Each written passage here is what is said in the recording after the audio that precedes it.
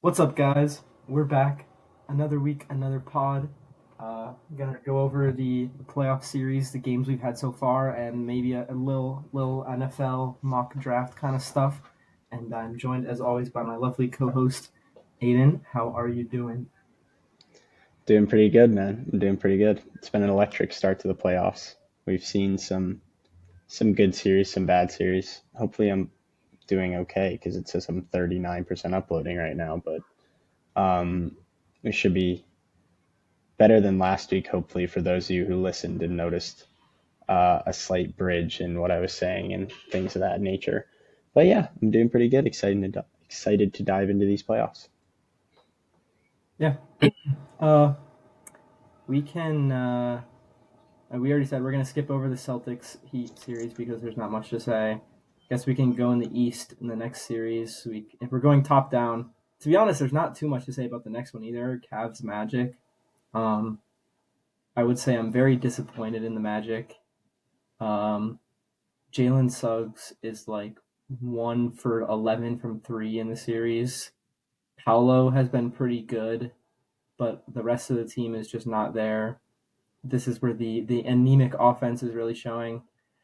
And the Cavs, they're just better. They have more talent, and they have Donovan Mitchell. Yeah, Franz Wagner looked good in game two, not good in game one. Bright side for Magic fans, I guess, is Paolo has looked good, or at least definitely looked good in game one. I guess a little bit worse in game two, but you like to see that because there have been guys, obviously, who have been playoff Debbie Downers and playoff risers. So it's good to see he might be on that other end. But I always expected game one to go about the way it did. They're young, they're not hitting their shots. That's kind of how it went for the Pacers, and that's how it went for the Thunder as well, where it was a bit of a struggle at the start with some of the younger teams. So I wasn't that mad about that. I did think they needed to make a couple more adjustments that they just didn't make in the second game, although honestly, it got out of hand early, and the Knicks Sixers game was on at the same time, so I really didn't watch too much of the game. What I will tell you, and I'm going to hammer this as we go, you needed to take one at home. They didn't take one at home. It becomes that much, or one away. It becomes that much harder to win the series now, especially for a team like them who isn't like far and above better than them or doesn't have some gap that necessarily gives them the win. It just makes it that much harder, I think, for them. Yeah. Um, I could very much see a just complete collapse here, like resulting in a Cavs in foe kind of thing. Just because they're a young team, being down 2-0 and most of their first playoff series. So yeah. Um, Moving on, the next series we can talk about is Pacers Bucks. Some dude named Damian Lillard. Uh, Holy hell. 35 in the first half in game one, 26 in the first half in game two. Obviously, they didn't win game two, but still, he's been amazing, keeping them afloat without Giannis. In my predictions, I thought that they would lose every game without him, but obviously not the case. They completely handled the Pacers game one. And I'm very disappointed in Tyrese Halliburton. Maybe it's still chalked up to him not being fully healthy because we've seen like with Harden over the years, these hamstring injuries can be very nagging issues. So maybe that's the case. But he has not looked good. Siakam has really been carrying the load. He's been amazing. Game two, especially, he was a stud. But he even had a pretty good game one, I'm pretty sure. So this series, I think, looks to be really good. Um, Although I will say that it's kind of going good for the Bucks right now, just in the sense that a longer series gives Giannis more time to rest, and if Giannis comes back, I think they win. So we'll see how it goes. See, honestly, for me, I feel sort of the same way I did before the series started, but I might even feel better if I'm the Pacers. In both of the games they've played thus far, I feel as if the Pacers got the same shots in both games. Like they got open looks. They just weren't really able to hit them in game one, which, like I said, can be expected. Young team, first playoff games, things of that nature. I think there's a bigger question for me about Tyrese Halliburton. So he's obviously a pass first guy, and I want to see him attack more, and I haven't really seen that yet. But the bigger question for me with him is how high can he really climb in terms of his rank in the league if he sustains this pass first like type of pace? Like, is he like he's leaning more Chris Paul mold, I guess, of a player to where I thought he might jump into more of a potential Harden, like not to that same scoring output, obviously, but like that type of guy where he's a 25 and 10, or for him, 12 guy. Whereas it looks like he's kind of going to be more hovering around that 22, 23, and 12 type of output from him, is what I'd come to expect. Pascal, I guess, is one of the more underrated playoff risers. I mean, we hadn't really seen him recently, but he was great with Kawhi when they won the championship, and he's been great in the 2 games here. It's interesting with Dame. We've seen out of both him and AD two absolutely fantastic playoff halves, where the second half they just really didn't do a lot, and in one case it partially cost the team the game, but we'll get to that. But he's looked solid. I like that he is stepping back up. I think it's good to see, and it's a very good sign for the Bucks. I just wonder how long they can last without Giannis. Although I honestly do expect this game to go, or this series to go back to Milwaukee tied up 2-2. That would probably be my guess as to where we're headed with this one. So I'm still pretty confident in the Pacers just because they were able to generate the open looks. They just missed once and hit once. So that's where I'm at with that one. Yeah, I would say on the subject of Halliburton, we saw in like the in-season tournament that he had the ability to more or less take over games. He played really well against the Bucks in the semifinal game. Don't remember how he did against the Lakers in the final, but that team is not like a super talented roster, especially that was pre Siakam, and he took them to the in-season tournament championship. I remember him hitting like the Dame time celly. So I think he certainly has the capability to have like the game takeover like ability, but I guess it will come down to like his mentality, and we'll see. I mean, he's still young. How was he? 21, 22, 23? I don't know. But yeah. Yeah, yeah. I mean, sorry, quickly before Now we you can. get to that, I guess that is a point that I had not considered, and that would lead me to believe that the hamstring injury is just nagging a little bit longer than we expected, and that's why he's been pass first because he doesn't want to take those bursts towards the basket or those side steps, I guess, on his threes to get to his shots. But yeah,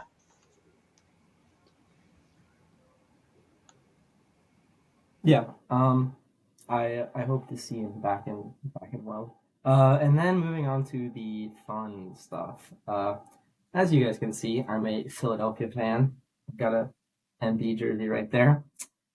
Um, yeah, you know, I actually think that there was some. Obviously, some of it is just poor luck, poor chance that happens.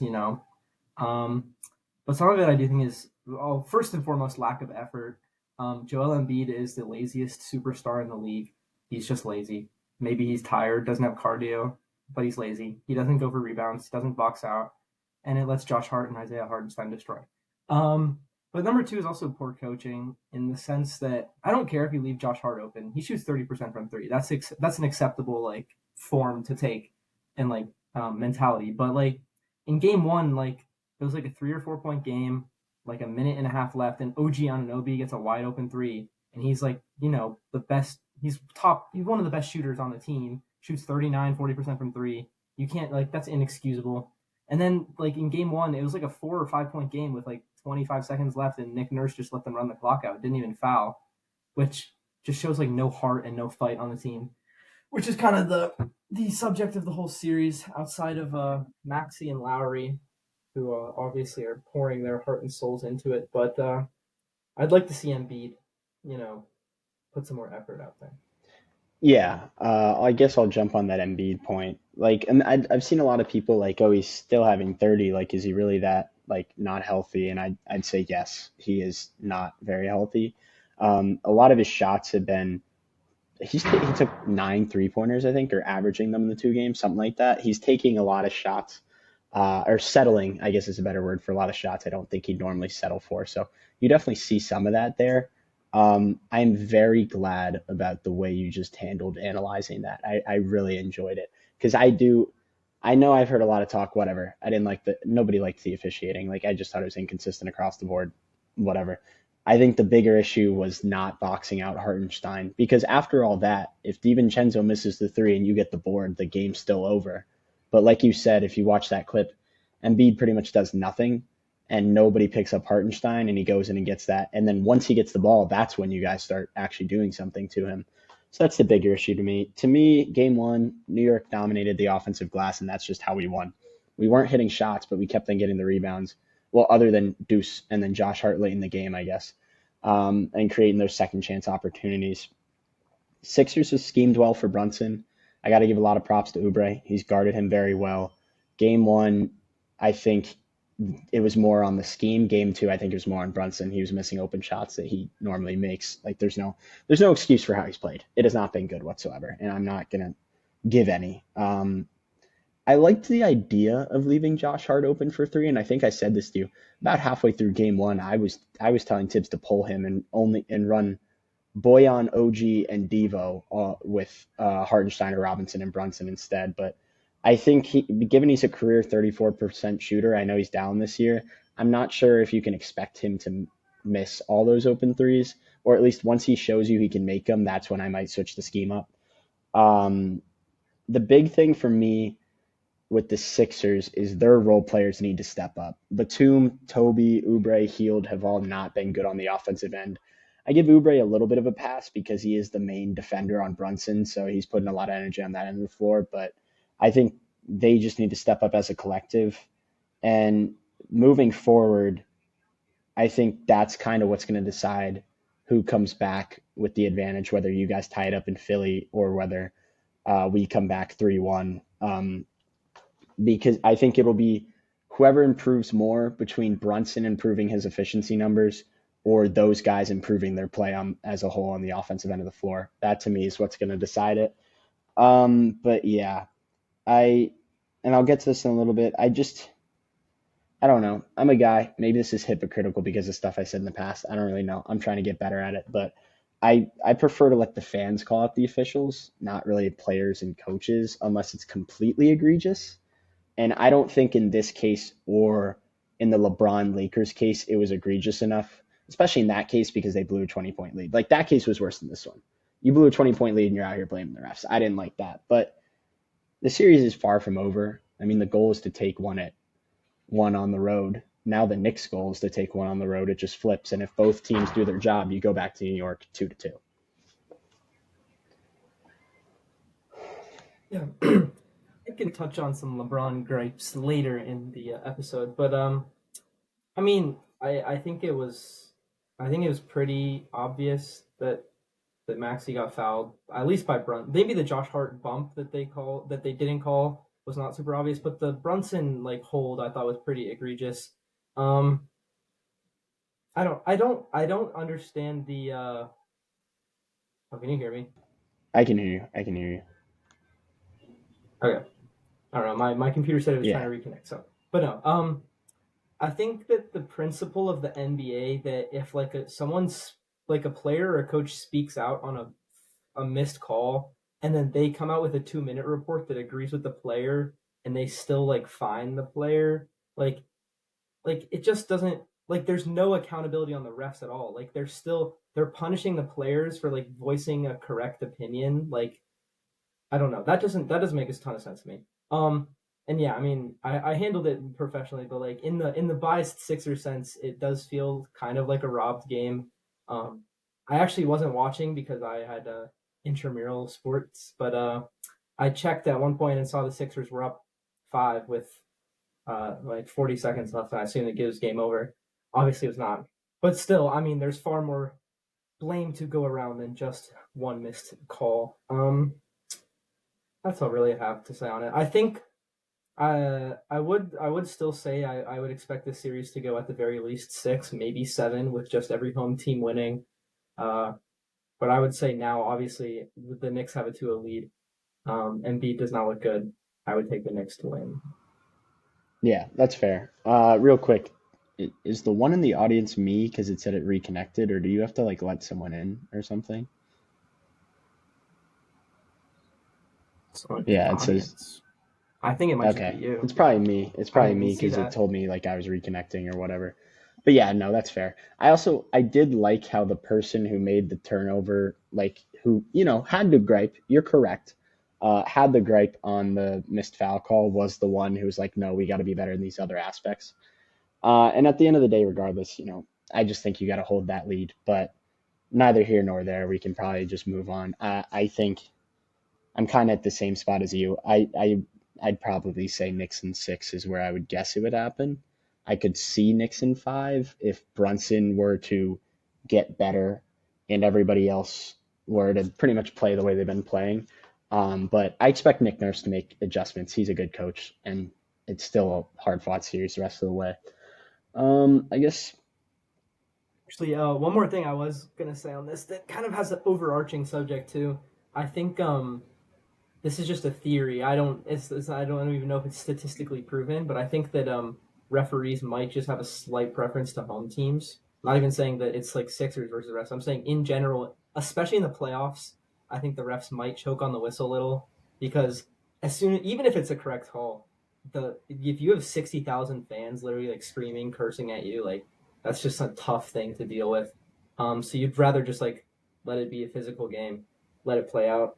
Um, so I mean, I would say in that sense, you know, yeah, yeah. that's just how it goes. Observationally, I mean, I pretty much have no doubt about that. You got a playoff crowd, especially one at the Garden, and you're going to blow the whistle there. Like, no, you don't want to get endlessly booed or whatever. And I definitely say that's part of it. And I guess that becomes part of your home court advantage. But because like I don't expect it to be really different in Philly. Or I expect it to be different in Philly where you guys get a little bit more of that end probably.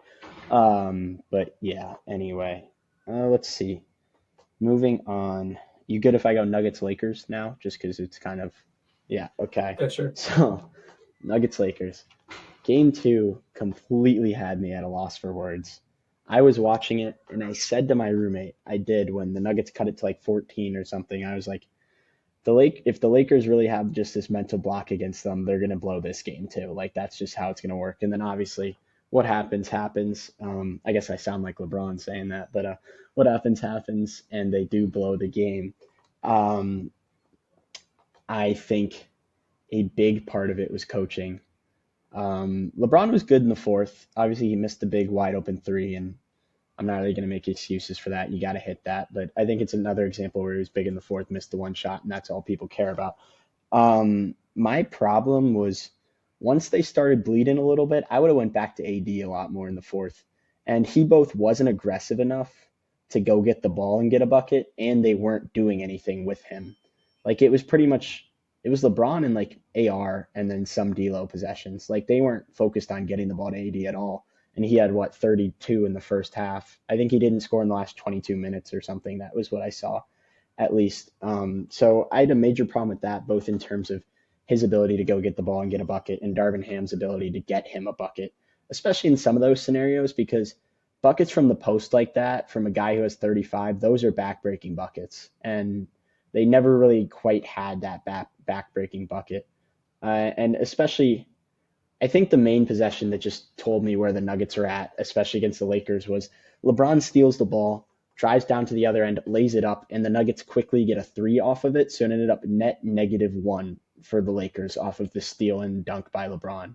And that just, I mean, when the margin for error is that small against the Nuggets and you start to panic after you make every single mistake, like they'll chuck up early shot threes following a turnover, it just, the margin becomes that much smaller and it becomes that much more impossible to win. And like I said with my earlier point, player unofficial complaints I don't love unless they're completely egregious, especially in a game like that where you're up 20. And I watched the game, and I'll say, yes, bad whistle favored Denver, like you said, maybe home crowd.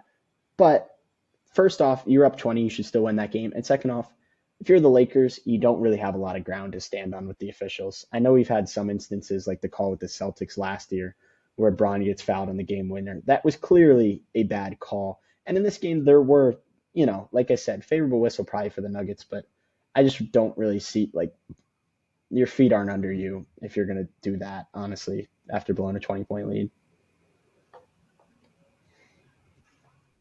Yeah. You talk about margin of error. That's like a good concept because like AD had a very good game in the grand scheme of things. D'Lo had a very good game. I think he went like 5 for 7 from three. LeBron had a very good game, and you lose. Yeah, it's not. It's just not a good. Like yeah, it's not a good mentality. Every like the Nuggets just they have this curse over the Lakers. Jamal Murray played like absolute shit until the fourth quarter when he became a god. Uh, Phenomenal game from Jokic. He just like 20, 20, and 10. Insane. And then MPJ had the crazy three, as you were talking about, after the LeBron dunk. That was like Aaron Gordon tossed it back. He was like in double coverage. Just such a classic MPJ like shot. Um, yeah, no, I agree with the LeBron point that he played very well in the fourth. Like he missed one shot, but he was most of their offense in the fourth quarter. He played very good. He hit like back to back threes at one point. Had the steal score. But yeah. Um, and then my gripe with the lick complaining is more it's more so the volume of it. Like there's times where like if you get like hard fouled or whatever, it's you have like a right to tell that to the ref, whatever. But when I watch the Lakers play, I especially in the fourth quarter of like a playoff close playoff game like this, it feels and looks like to me that LeBron is complaining to the ref almost every single possession. Even like when the outcome is good for the Lakers, like when he made one of those layups, he immediately turned to the ref asking for an and one. Uh, so I just and other players are guilty of this too, not just LeBron. I noticed Luca does it a fair amount too, but like it just when you're complaining after every single bucket, it just gets irritating, and that probably does not help the whistle in your favor, as in the refs. If you keep complaining to them over and over, they're less likely to help you out. I would say. Yeah, that's a good point. Here's the other thing I will say in regards to LeBron. I really think this might be his last year, or if not, I think next year is almost definitely his last year. Because when I watch him at this point, like even though he's very effective yesterday, the stints that he runs were a little bit weird, where he would run not a normal rotation, have to be taken out, and he takes himself out because he doesn't really have the energy to stay in there, and he's just running this kind of very chopped up rotation rather than some of the normal ones that they have. And I don't know, maybe it's Denver altitude that's affecting it a little bit, but it definitely looked like he was gassed in the middle of that game, and then found his second wind in the fourth quarter, or at least that's kind of what I got to. So that's kind of a sad realization to come to, I guess. But I really think it is getting towards the end for him, and I don't know what's going to happen in the off season. And I'm moving on to the off season for them already because I didn't really have hope for them previous to this, but I still picked the Nuggets in 5 or 6. I honestly, I would be shocked if the Lakers won a game. I would. Like, I know they're going back to LA, but I just don't see, like you said, everything kind of went well for you in terms of looking at the overall numbers and their guys. Like the three guys you want to step up and play well, all played well. Um, in the grand scheme of things, and you didn't win the game. And Jamal Murray had a bad game. Like I don't know what he finished with efficiency wise, but he was It was yeah, like he five was for still 19 or not good something. efficiency Yeah, wise. 6 for Like 20. if Yeah, context obviously adds to it, where like I said, AD doesn't score in the last 22 minutes. Jamal Murray turns into the best player on the floor in the last 10 minutes. Like that's obviously there, but I don't know what the formula is for them winning a game at this point. one sec. My roommate got locked out. I'll be back in like Sounds 10 good. seconds. I'll keep going then, man. I'll go on to the next game or next series that I will be talking about, which is Timberwolves versus Suns. Um, Actually, scratch that. I'll wait till he gets back. I'll go into my Giants talk. So the Giants obviously are drafting on Thursday. It's during the Knicks Sixers game. Kind of a tough draw for me. I will be watching the Knicks Sixers game and then also watching the draft simultaneously. Here's what I'll say. I'm fine with most things we do. We better not trade up and draft JJ McCarthy. We better not draft Jaden Daniels. That is all I will tell you. I will be furious. The only thing gives me hope is it's a Joe Shane GM not Dave Gettleman. Dave Gettleman would do that. Joe Shane would not do that. And that has been your Giants minute. Now that Nick's back, I can move on to Timberwolves Lakers or Timberwolves Suns unless you have more to add. Well, I will get into the draft later, but I think in this draft particularly, it'll be hard for the Giants to mess up unless they take Yeah, JJ McCarthy. I agree completely. But we'll get to that. Moving on. Timberwolves Suns, as I was going to go to. Number one, Booker and Beal have to be better. I understand. Actually, sorry, I'll make that number two. Number one, Timberwolves defense has been outstanding, and I have expected it to be outstanding, but maybe not to this type of level. Booker's been bad. Beal hasn't been that good, but I guess that's more, he hasn't been that good all year, injuries and whatnot. I think he had a hamstring injury too, but I don't know. The quote, they got KD, but we got Jaden McDaniels. Very true last night. Jaden McDaniels outplayed Kevin Durant, and like that was my opinion at least. Um, and I don't know. The Timberwolves defense was just suffocating. And I don't know if Frank Vogel's a good enough coach to really make the adjustments to come back and win. I'm not out here saying they're going to get swept or anything, but I think it might be like a Timberwolves in 5 type thing or Timberwolves in 6, especially if Grayson Allen misses an extended period of time. And I don't know the severity of the injury. Honestly, I didn't see it. But yeah, Ant was, despite his inefficiencies, was still good defensively. Rudy Gobert in his isolated possessions with Kevin Durant has actually looked pretty good defensively. Um, and the scale's tipping towards the home team in terms of some things, luck, efficiencies, things of that nature. So maybe it'll tip back once they get to Phoenix. But I mean, I've heard they're ready to start talking about breaking up the Phoenix thing. I've heard rumors of KD potentially returning to OKC, a lot of Brian Windhorst going like this type things, discussing it. And so, yeah, I don't know. It doesn't seem to be going well for the Phoenix Suns. Uh, to be honest, I'll start with this. I would be shocked if this Yeah. series goes more than 5. Is my take. I think that the Suns will probably snag one at home when you have KD and Booker playing on home court. There's bound to be a game where like they both drop 30. I would hope. Devin Booker has not looked good. KD looked good in game 1 ish. Game 2, not so much. Booker has not really looked good in either game. Beal has not really looked good. And yeah, without Grayson Allen, that really, in my opinion, that really hurts the ball movement of the team. And especially last night, I texted this in our group chat. They look like a worse version of the 2021 Brooklyn Nets, where there was all the memes of like it would be like a video of 2K where someone is just ISO dribbling for 10 seconds and they pass to the next guy and he ISO dribbles for 10 seconds. Like that's what their offense is. It's just like Booker, Beal, and Durant will just like mess around at the perimeter for like 10 seconds, maybe pass to one another, maybe to put up a bad shot. But there's just such a lack of ball movement.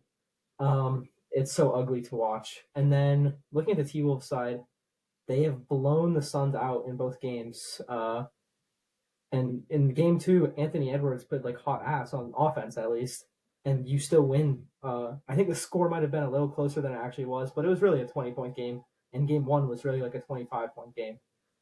So that's a frightening thought. But yeah, I think the Suns probably only get 1 in Phoenix, and then the gentleman's sweep will be complete back in Minnesota for game 5. That makes sense. And you bring up a good point about the movement with Grayson Allen. One of the big things I've seen is a lot of KD, Grayson Allen inverted PNR, but instead of PNR, it's pick and pop. And essentially, when you watch the Suns play, a lot of the gravity that Kevin Durant avoids is because you have Grayson Allen as that other shooter there. So you put KD sort of at the right wing with Grayson Allen at the center slash left wing type thing. And that help defender can't go over to KD because if he does, Grayson Allen will make him pay shooting like 44% from 3 or whatever. And whoever's going to be the replacement for that, I don't know, Royce O'Neal, Eric Gordon, just will not provide that. And so you'll get KD in more doubles, and especially if D-Book's struggling the way he is, you stick Jaden McDaniels on Booker, you double with, I don't know, Cat, Ant, whoever you want to go there, and you see what happens with that. Although I guess I'm not sure how much I'd change the defensive schemes if I'm the Timberwolves until the Suns prove that it's necessary to, even though you now have even better of a defensive matchup there.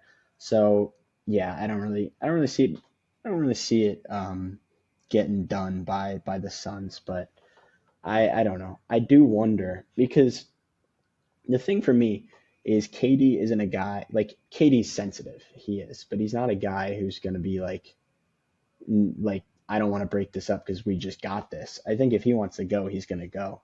So I don't know. Some of it's probably noise, but I'd be interested to see what happens with this team if they were to get swept or a 5 game series. Because if that happens, I mean, you don't feel close to the title at all. And if you don't feel close to the title at all with this big three, like I don't know what you're going to do. Kevin Durant to Philly. I'm actually like very on a more like on a less delusional note, it actually does make a lot of sense in the sense that the Sixers have the most cap space this offseason. We will finally be free of the burden of Tobias Harris. Forgot to mention him in that recap, but the screenshot where it says Tobias Harris offensive rebound, Tobias Harris missed layup, and it repeats 5 times, is so painful. He's just so bad. Like he at one point like 2 or 3 years ago he was like a pretty aggressive guy, could be a solid like third scorer averaging 17, 18, 19 a game. Now he'll hit like two corner threes and like a mid-range and that's it. He's a pain in the ass, but no, like seriously, KD to the Sixers is a viable option. I saw the thing about like there's a KD and like Nike commercial that's like it has like Chet in it and it's like KD talking over it. Who knows what's going on there, but yeah, if you lose this series in five, 4 or 5 for the Suns, I think you probably have to try and like blow it up and get the assets while you can. And maybe this is kind of a vision of seeing that the KD trade was actually bad. It's a case where maybe the depth would be better for you. And honestly, it kind of looks like a lose lose in my opinion. Looking at that trade where Mikal Bridges can't, he looked so much better on the Suns than he does on Brooklyn. It looks like he really just can't play in that like number one option role. Cam Johnson's been good on both teams, but and then the Suns obviously you trade away two young, very good role players, a bunch of picks, and you don't even get out of the second round. That's not a good look. But yeah, it'll be interesting to see what happens with KD. I would guess Booker stays just because he kind of seems like a Phoenix homer at this point. But who knows? I mean, it's hard to say.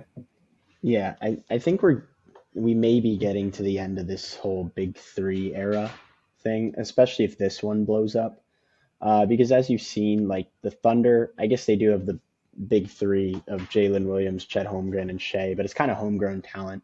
Like they traded for Shea, but early in his career, in the Paul George trade when the Clippers made their big three, or I guess big two. But I think we may start to see less of this whole team building through trading for stars to match with stars, and more of a team building through building a culture through your own guys, or at least guys you got early.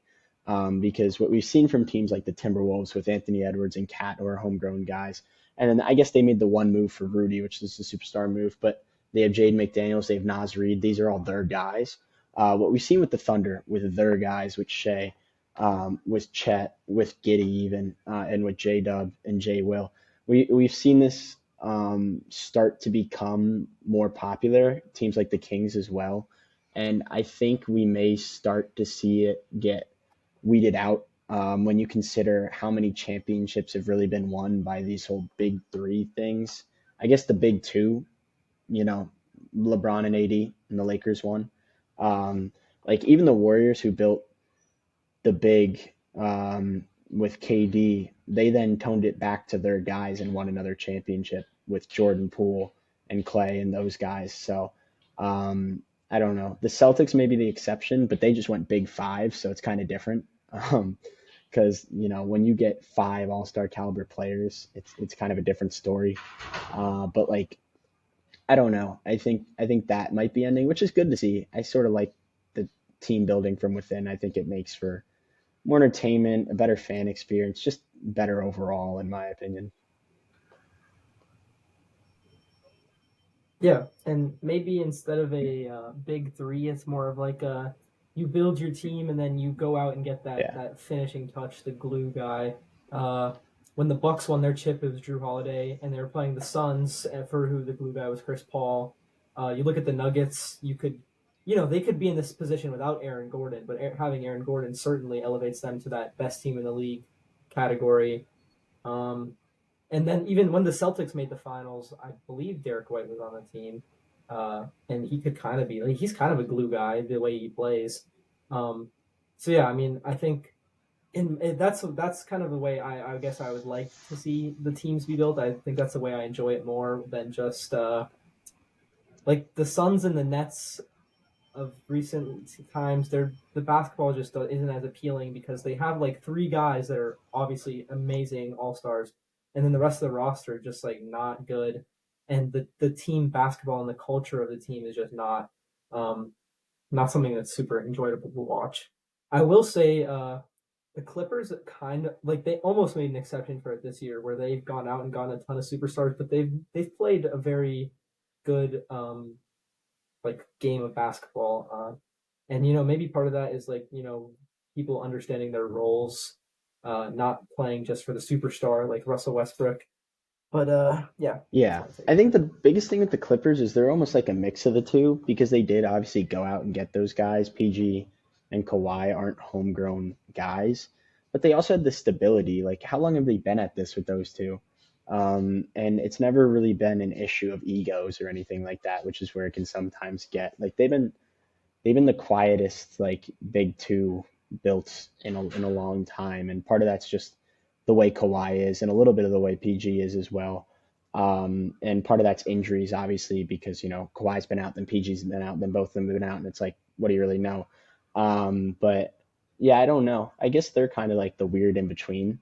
And I guess you can make the argument that the Lakers are the same, but because they have LeBron, they've had all that media attention. So I don't know. They'd lean a little bit more towards the unstable side where they're always making moves or at least always being talked about as making moves. Whereas while the Clippers have made moves, I feel like they have more built a roster that is constructed to be a good roster rather than to be a collection of good players. And that's probably the biggest thing that has happened with these big three eras and things of that nature, where instead of going out and getting the guys you need, you just go out and get the biggest guy. And so for teams like the Bucks, they didn't go out and get the biggest guy. I guess. I mean, I don't want to rewrite history. I don't really remember honestly, but they got the guy that fit for them with Drew Holiday. The Nuggets, they didn't go out and get the biggest guy. They got the guy that fit for them with Aaron Gordon. Even the Timberwolves, to some extent, they got the guy that fit with the culture they were trying to build in terms of their defensive mind, and they got Rudy Gobert to be the anchor of that. Even though that one's a little bit odder, obviously, because of some of the offensive mishaps you may have saw coming with a Cat Rudy combined thing. Although I don't know, their offense hasn't been that good anyway. But I digress. I think it'll be exciting to see how this goes in the future because I mean that was truly when we were at. I think maybe this is nostalgia based, but the peak of sort of the watching individual players on teams like the KD Russ Thunder together, and teams of that nature. The Clippers with CP3 and who I guess they traded for, to be fair, and Blake Griffin and those guys, like the teams you really remember, Mike Conley Grizzlies, things of that nature. Yeah. Um, and you mentioning the T Wolves again just brought me back to one final point for that series, and that's that I don't think Cat fits on this team at all. I think that yesterday he like didn't even play in the fourth quarter. Like they just didn't play him. Like he doesn't really fit with the closing lineup that they want. Um, and then also, uh, I happen to know that yesterday was Taco Tuesday, and his taco line was 14 points, which he did not hit. Um, and he's actually only hit like 15 points, like one out of his last 5 games. So it's just like when it comes down to like playoff basketball, where you want like your best guy getting buckets, which would be Ant, and then he doesn't really fit on the defensive side. It's just like he's just like a very strange like player on this team. Um, and I would say if the T Wolves don't super like if they don't I would say if they make it past the second round, they'll probably just run it back because they have a young core and a very talented team. But if they lose in the second round, I could see them exploring options of trying to move Cat for someone who maybe has like a better 3 and D fit on the T Yeah, Wolves. which is so weird to me because you think he'd be a guy that fits perfectly. I mean, he's a center that can shoot after all, so he can kind of play the four given that. But like, I completely agree with you. He feels like the odd man out on both ends of the floor. It's kind of like you got to get him the ball and then the other four play a little bit. Where and then on the defensive side, he sticks out like a sore thumb. Even though his defense has been better this year, it just doesn't really make a lot of sense to have four good defenders and then just him out there. So yeah, I don't know who they would go and get, honestly, as that replacement to be the four. It's not really coming to mind right now. And honestly, I don't know the free agency class well enough to really tell you who would be the guy. That's probably something safer after the playoffs, depending on what happens with them. But yeah, I don't know. I guess yeah, I agree completely with that. In all honesty, Yeah, I guess even thinking about it more, it's not necessarily that he doesn't fit that well. It's almost more of like a waste of like his talent. Where like if you get someone who is like a average to above average defender and a pretty like a large four, like they can knock down a very good 3 point shot, average defender, I think they would fit better. Just because it with Cat, it just seems like there's like an obligation or a necessity to kind of try and feed him because he's been like a 20 and 10 guy, even like a 25 and 10 guy for a lot of his career. So I think it's kind of just like a fit in the sense that you need someone who fits better in what the team needs, not necessarily like the like high name like player, if that makes sense. yeah, yeah. To me, honestly, he just doesn't seem that important to them. That feels like the best way to put it. Like I don't feel like a ton changes, especially because they have Nas Reed there who can space the floor as a perimeter shooter as well. I don't feel like a ton changes when he's off the floor. And from there, like how much do you really need him? Especially when you're trying to pay these guys. You're trying to pay Ant, Jaden McDaniels, Rudy Gobert, Nas Reed, all those guys. When push comes to shove, he's the guy you're shoving. I don't have no doubt in that. So I don't know what his contract looks like, but and obviously, you're building while I guess you're in the best year of your career, so who know or best year of your team has had in a while. And a bunch of this will be dependent on Glenn Taylor, A Rod situation, what happens with that, I guess, and how much money that owner wants to spend. But yeah, like you said, kind of wasted roster spot when you think about it. I'd have Ant number one in terms of their importance, Rudy number two, and then I don't even know if he is three. Like I don't know. So because it feels like such a role that can be fulfilled by other guys. But we can probably move on a little bit if that's okay with you. The series, the one other series. Oh, go Actually, ahead. like this is like completely unrelated, but you just got me thinking about it by talking about like the A Rod trade. The Coyotes in hockey are moving to Utah. I don't know if you saw that, but it's just something. But the reason I bring this up is because they're doing a bracket to pick their new name, which I just think is a really funny and cool idea. I just wanted to mention that because it popped in my head. But yeah, I guess we can move on to the we can do Clippers Mavs. I guess the 4-5 1-1 series. I was really surprised that the Clippers won Game One in the manner that they did, at least. Luca had, I think, just a mediocre game. Kyrie mediocre. Harden, his usual Harden Game One, have an amazing game, and then do nothing for the rest of the series. But yeah, and then Game Two, Kawhi comes back, does not look good, and Luca had a strong game. Nothing like truly special, but a good game for Luca nonetheless, and they win. Um, I think this series is probably going to shape up to be, the hype that it was expected to be. It looks like it's going to go at least 6 or 7. Should be fun. Uh, but yeah, I think if the Mavs want to win, Luca probably needs to like his efficiencies are a little poor right now, and if he's going to be your guy, you need Luca to maybe take some smarter shots.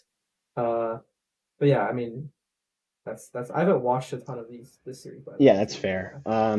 Game one, Avaka Zubac, Zoo Mouse, as he's been referred to at times, set the tone. Big I mean, Z. he was out there looking dominant. No one was getting in that paint, and he was getting buckets. And from there, I didn't really watch much of the second half of game one because that game got out of hand quickly. And the NHL playoffs are fun, man. They're fun to watch. So might have indulged in some of those. Yeah, Harden great game one. Okay, game two. He's probably the key for the Clippers. They're gonna have to knock off the rust in terms of playing with Kawhi and Kawhi himself playing, and that's part of it. I think Harden's probably the key for the Clippers in terms of how he's the cog in the machine that is their offense and how he performs in terms of his efficiencies in general.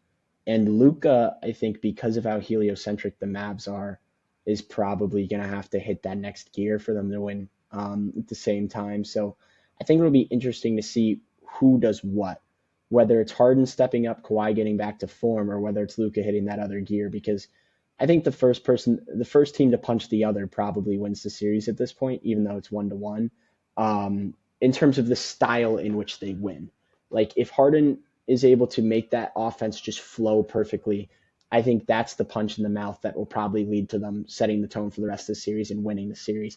Whereas if Luca hits that another gear and we get a 40-50 efficient game from him, something like that, that's probably the punch that'll knock him out. But it honestly, it feels like a heavyweight series. It's kind of been anticlimactic thus far. Like, part of that's Kawhi being out, but I feel like just I don't know. Maybe I haven't watched closely enough. We're not really getting to that next step, and that's also a little bit because it's been overshadowed by some other games. I forget what games were on at the time that it was on. I think the first game. Well, the first game, I don't think it actually was overshadowed. I think it was just out of hand quickly.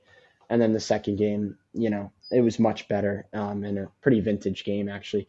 One thing I will say is, I don't know if you saw this, that pass that Kyrie made mid-air behind the back, perfect bounce pass to the corner for three. One of the most beautiful things I've ever seen. And this is a bigger point which we can touch on after the postseason, more summertime. While I do think Kyrie is a little bit overrated in terms of his all-time ranks, just because he's never been a true number one, and yet people put him in conversations with true number ones. He is a great Robin, a fantastic Robin to have on your team, and I think the way for them to win without Luca hitting that next gear is if Kyrie hits that next gear. And it's good for the Mavs to have that. I know I'm not breaking the internet by saying that or anything, but it's good for the Mavs to have that guy, especially when, I mean, I guess Brunson, when Luca was out, had those type of performances, but you haven't really had that guy for much of Luca's career. Yeah. I think the important thing for them is that this seems like the first time since the LeBron Cavs that Kyrie has like truly embraced and accepted his role. It seemed like obviously Boston was like a mess, Brooklyn was a mess, but it seems like now he, like when you're playing with Luca, you should understand that you are the number two option, but like you are also still a guy. You're like the guy behind Luca. You got to be there, be the number two. Um, but yeah, like this year it seems like he really embraced his role. He's not caused any problems that I know of, and he's been very good. Like could be an All NBA player if he played enough, or at least close. But yeah, I think in order for the Mavs to win the series, gonna need some probably 40 pieces out of either Luca or Kyrie. And then for the Clippers, you just need to like have that fluid offense instead of the super team ISO ball. Um, and maybe Zubac is a big part of that too. I think he had a pretty good game too, as well as you were mentioning his good game one. But yeah, when they are like, I saw a clip from the most recent game where Paul George found him for like a nice dunk. When you can find Zubac for like these easy dunks, especially against Dallas team that's just always had like weaker front court play, I think that's super important. Yeah, yeah. I guess, it might be a question. It's interesting to bring up that maybe a heliocentric type player just is the perfect guy to put around Kyrie because then it forces him to really accept that role as the number two guy.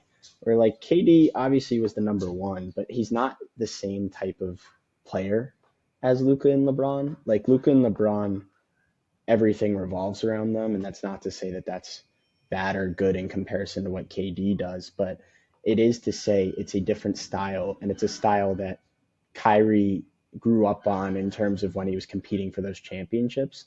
So I guess maybe that is the type of style that works for him.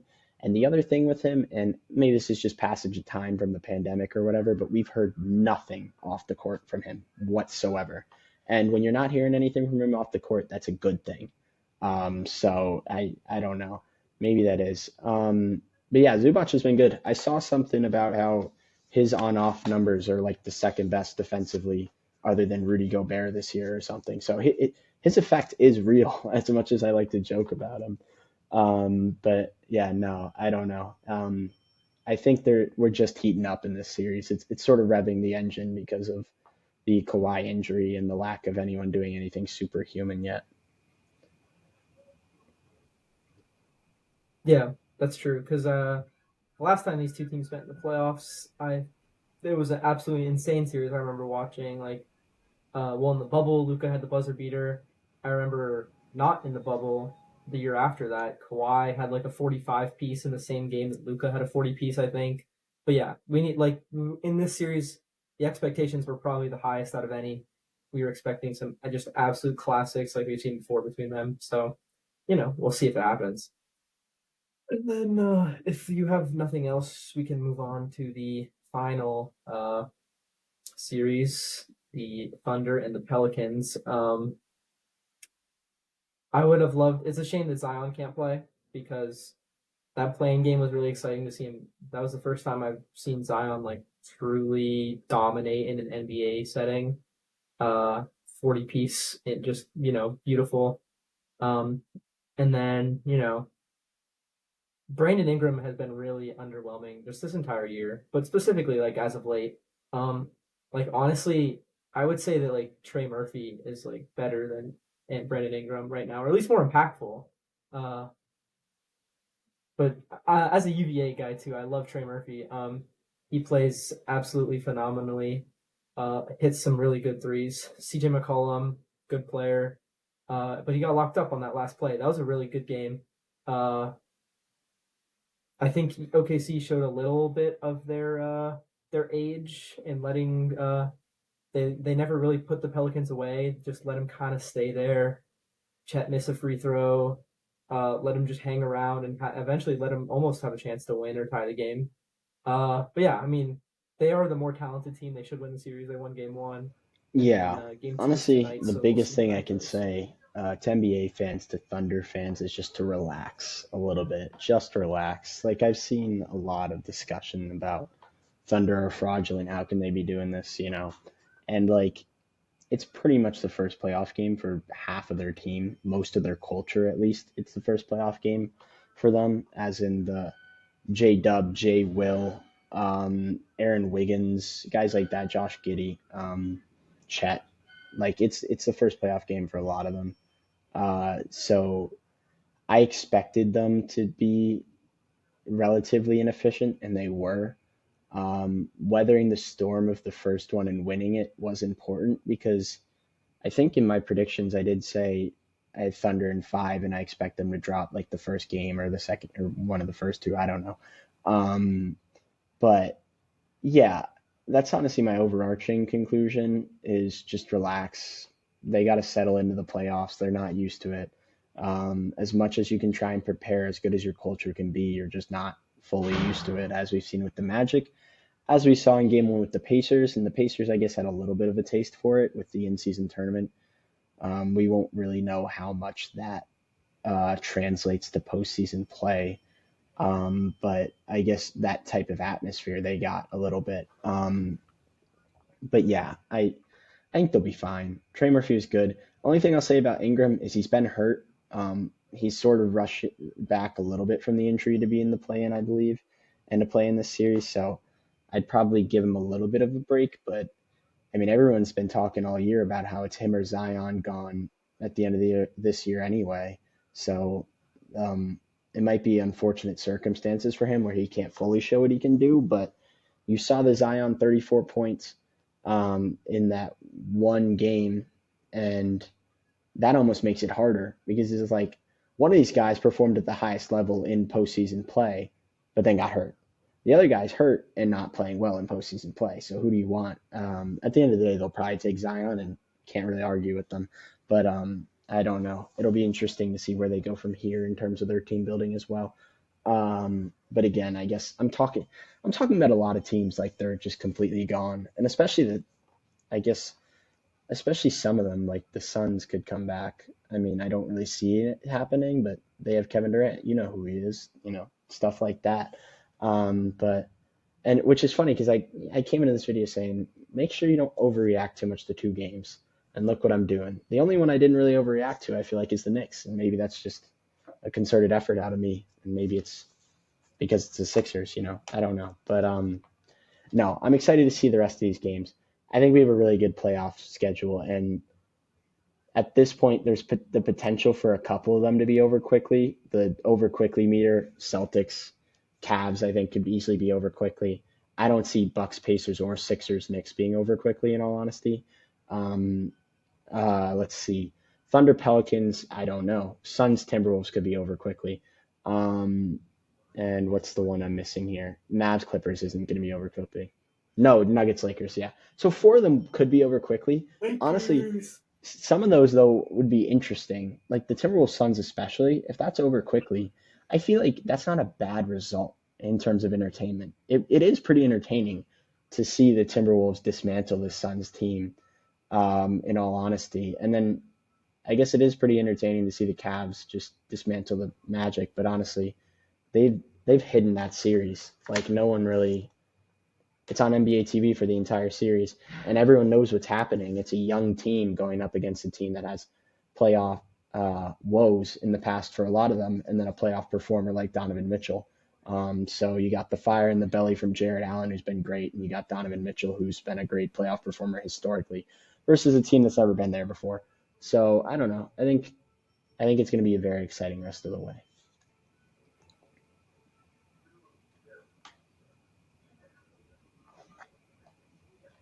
Yeah. The only thing I would disagree with that is that the That's Cavs fair. Magic series is not really entertaining in my opinion. I don't like the team like they're low scoring, uh, especially on the Magic side. There can be some sloppy games. Like that's I don't know. That series is like in I don't know. It's not super entertaining, even though I the mean, games they've haven't been been like like half super blowouts. blowouts or anything. Like they've But been yeah, Cavs have been up 20 and I then it guess gets cut that to really 12 and then it goes back to 15. Those type of games. I think yeah. the only thing I'll say about that is you also might be like I can see that for sure. You might be a little bit pallowed out where you've watched too many Magic game that it just doesn't seem that entertaining to you anymore, which I mean, fair enough. Can't really argue with that. Um, so yeah.